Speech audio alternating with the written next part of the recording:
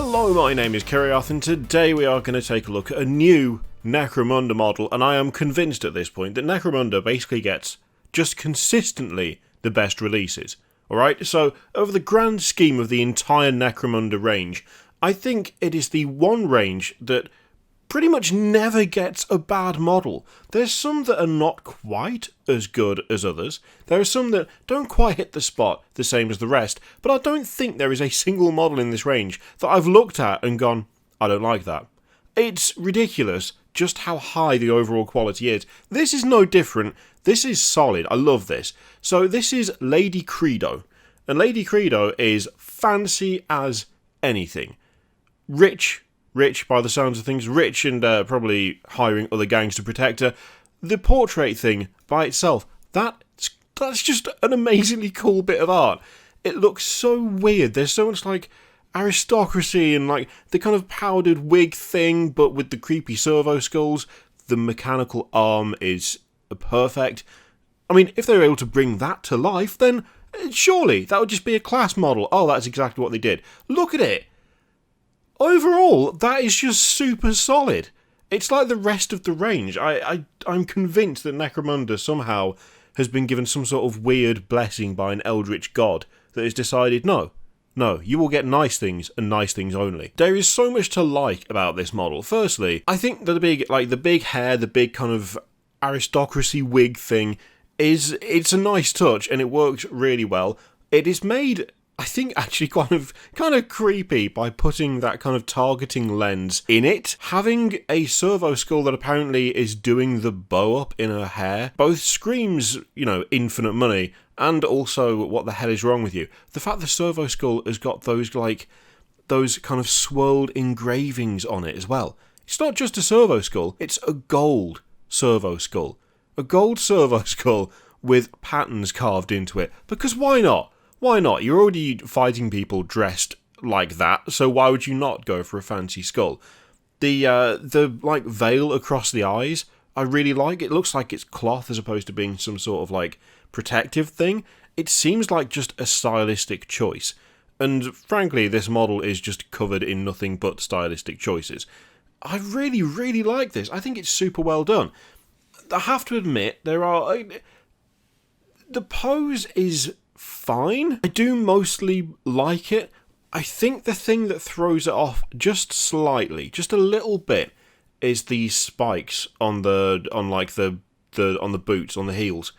I think it makes it kind of hard to tell which way her legs are pointing in a way, because instead of it being the point at the front of the shoe dictates where the foot is pointing, instead you've got 3 spikes on the front and 1 on the back, which confuses the silhouette a bit, confuses what you're looking at when it comes to the foot that isn't raised and placed forward. I think that makes that leg look like it's a bit twisty and a bit bendy, but I don't think that problem would exist if there weren't spikes attached to the boots. But then again, I'm assuming those are there so you can kick people. So, and I'm guessing at this point, when you have as much, just as much money as this model oozes that she would have, you don't really care what other people think about how many spikes you have on your shoes, do you? The other servo skull being covered in lenses and carrying there's a specific name. It's either sensor or thurable. Thurable's a good word. I think you could count that as either. But yeah, I really like that as well. That works really well. The sword is a little bit wonky on that picture.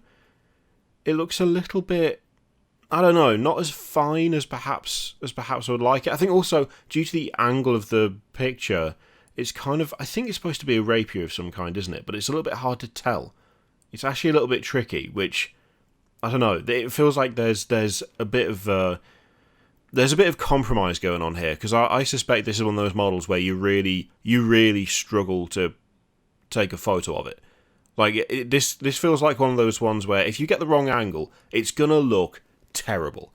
And I think they are probably trying very hard to avoid that. I think that was a lot of the kind of backlash to Sanguinius, in as much as it was backlash. It was like, what the hell is this pose? This is really weird.